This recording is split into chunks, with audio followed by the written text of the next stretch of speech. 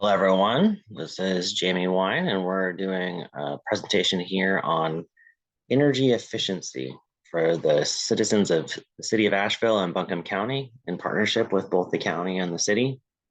This presentation is about how to not use energy. That's the cheapest energy that we have. Energy efficiency is a highly developed form of laziness in that we aren't using any energy. It's like relaxing on a hammock with your energy meter. I'm gonna go through a few basic ways that you can be more energy efficient in your home. And then if there's any questions at the end, you can ask us or you can email us or call us, and we're happy to follow up about what's happening specifically at your house.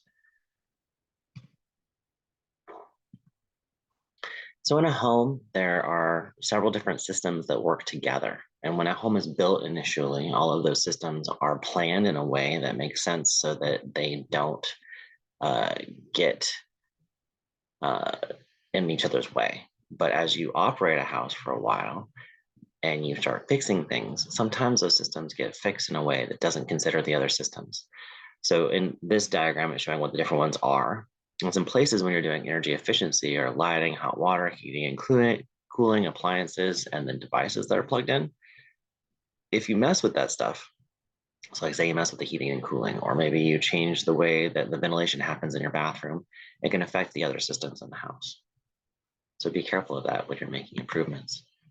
In your home, most of it, if you look at the first one and the third one, air conditioning and heating, is a large majority of what's going on in your house for energy. You're looking at, what is that, 30, 41%?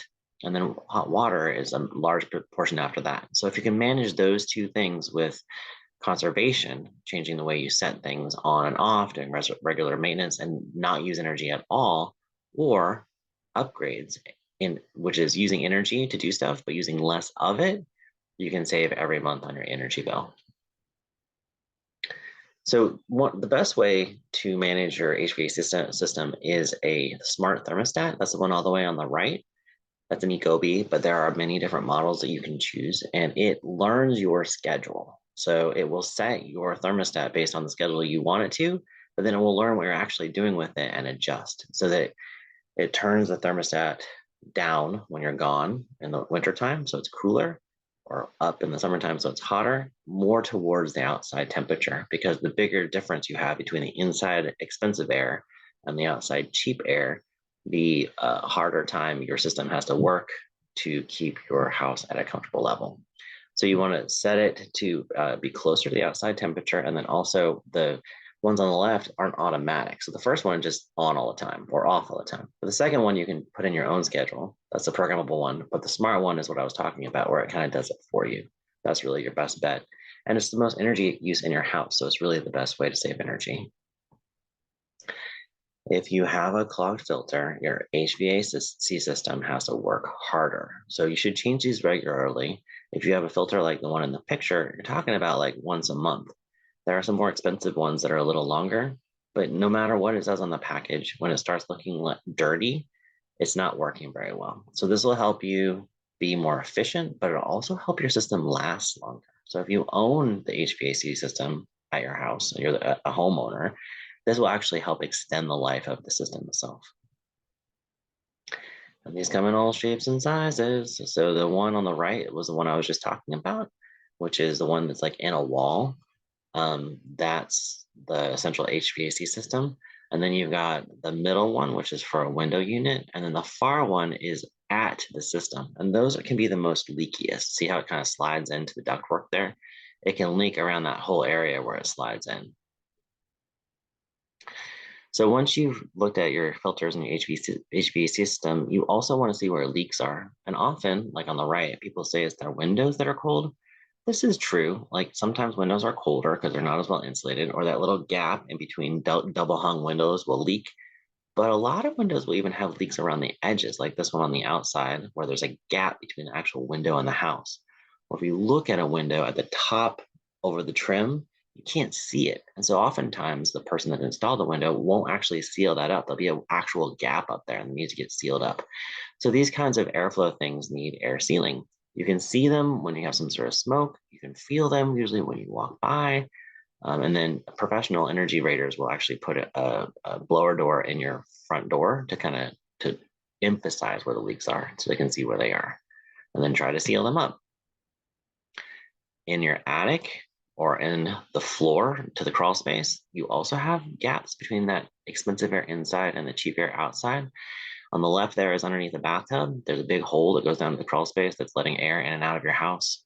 Then you've got holes in junction boxes with your lights, places where wires go through the studs. And then on the right there is a thermal camera that actually shows the temperature differences of the surfaces that it's pointing at. That will actually tell you where leaks are. It's a very illustrative way to understand what's going on in your house. So to seal this stuff up, if you have something that moves, you need weather stripping, so like a door or a window. And as you see on the photo on the left, that black strip is weather stripping around the door. And the photo on the right is your attic floor. So if you're going to add insulation, you should actually do air sealing first. So the big gaps, you're going to use spray foam. The small gaps, you're going to use caulk. If you have something that's hot, like a duct or like a chimney, you need to use fire rated materials. On the ductwork, you can use mastic. It's just a gray, goopy, water soluble material you goop on there. And on chimneys, you need to use like fireproof caulk, which is red, or great stuff, which is red. So without insulation, you actually see a huge difference in temperature. You can see on the right, the thermal camera, that gap in insulation over your attic hatch is causing the rest of your insulation to be much, much less efficient. That small gap can lead to a 30 or 40% reduction in efficiency for your insulation. So you want full coverage. You want to be continuous and touching. But remember, before you put more insulation on, you're going to want to seal up those gaps in your attic floor.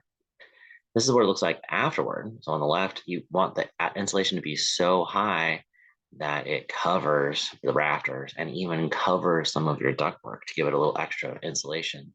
And then on the right there, that is an attic hatch that has been insulated with some foam board on the back. So you want to add additional insulation to those attic hatches so as not to create an insulation gap.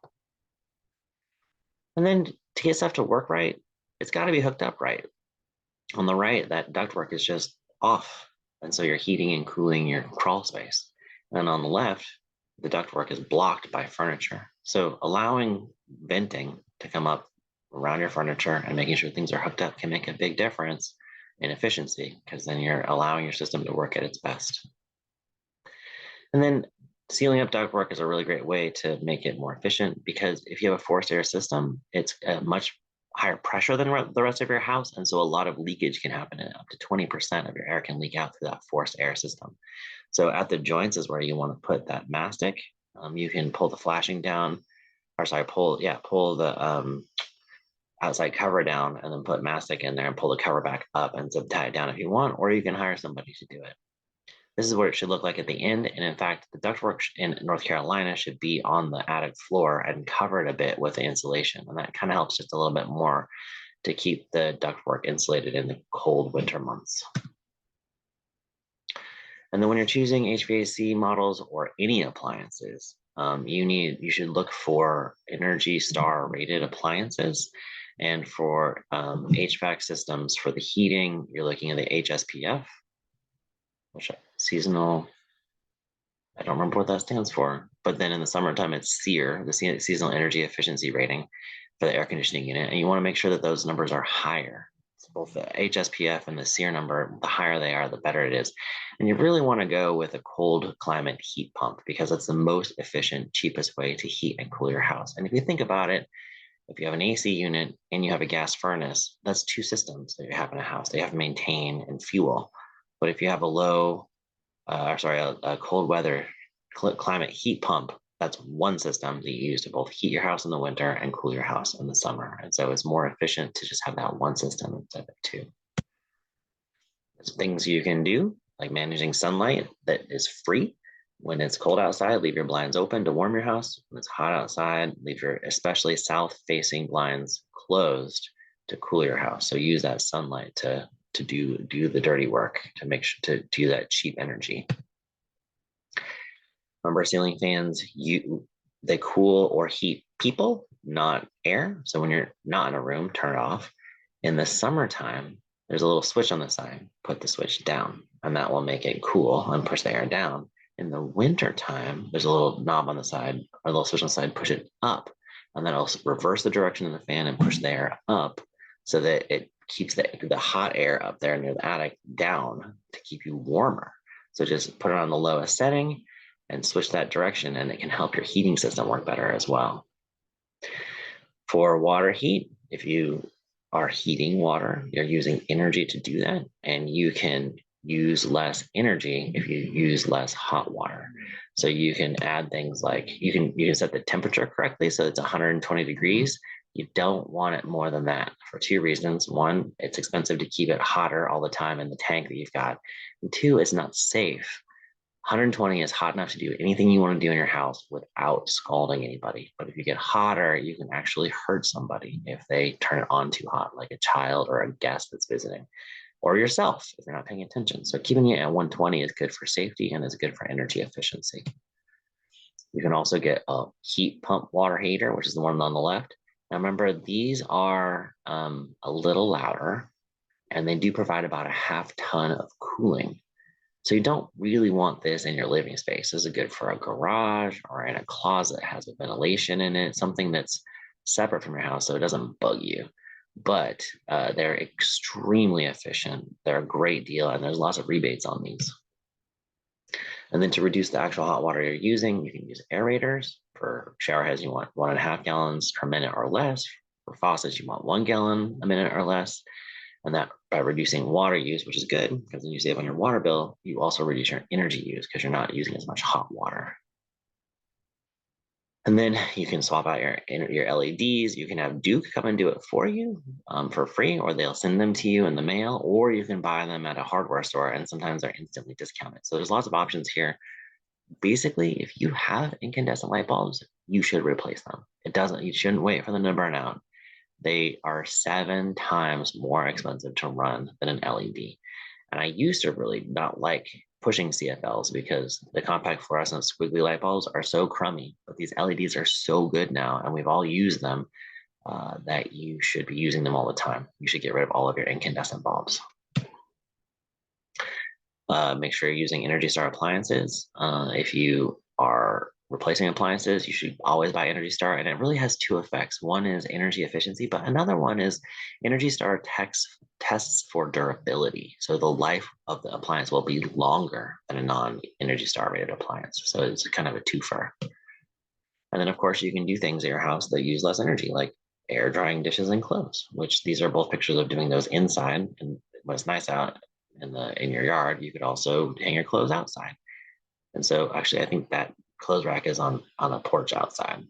But yeah, so using the natural things that are happening around you instead of relying on an appliance to do it for you can save energy as well.